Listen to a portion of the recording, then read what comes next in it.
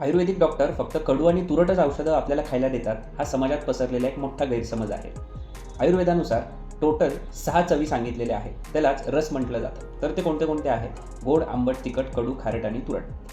पण नेमकं होतं काय? आपला जो रोजचा आहार आहे, त्यामध्ये आपण फक्त गोड, आंबट, तिखट आणि खारट हे 4 चवींचेच पदार्थ जास्त प्रमाणात खातो. आयुर्वेदानुसार रोज आपला जो आहार आहे तो षड्रसात्मक असला पाहिजे. म्हणजे 6च्या 6 जे रस आहेत ते रोज आपल्या पोटात गेले पाहिजे.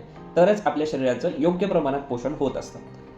जेव्हा आपण आयुर्वेदिक डॉक्टरांकडे जातो, तर आपली जी आहारशैली असते किंवा जी आपली लक्षणं असतात, शरीरामध्ये जे काही विकार असतात, त्यातनं त्या डॉक्टरांच्या लक्षात जे येतंय, की आपल्या शरीरात कोणते रस कमी आहेत किंवा कोणत्या रसांचं सेवन अधिक प्रमाणात होत आहे, त्यानुसार त्यांची औषधांची योजना राहते किंवा जे काही आहाराचे वेगवेगळ्या पद्धती ते सांगत असतील किंवा पथ्य सांगत असतील, तर ते रसांनुसार असतं आणि तुमच्या शरीरात जे काही लक्षणं दिसत आहेत, जो काही ऋतू सुरू आहे, त्यानुसार ते सगळे गायडन्स आपल्याला करत असतात. तर प्रत्येक वेळी कडू आणि तुरटच औषधं डॉक्टर आपल्याला देतात असं होत नाही. काही काही जणांना अजिबातच गोड पदार्थ खायची सवय नसते, काही जण अजिबातच आंबट खारट पदार्थ खात नाही, काही जणांना सवय असते की तिखट पदार्थ नाही म्हणजे नाहीच, त्यांना सवयच नसते तिखट पदार्थ खायची. तर कधी कधी असंही होतं, काही पेशंटला गोड औषधांची गरज पडते किंवा काही जणांना आंबट खारट औषधांची गरज पडते, काही जणांना तिखट औषधांची गरज पडते. बऱ्यापैकी कडू आणि तुरट खात नसल्यामुळे बऱ्याच जणांना कडू आणि तुरट औषधांची गरज पडते.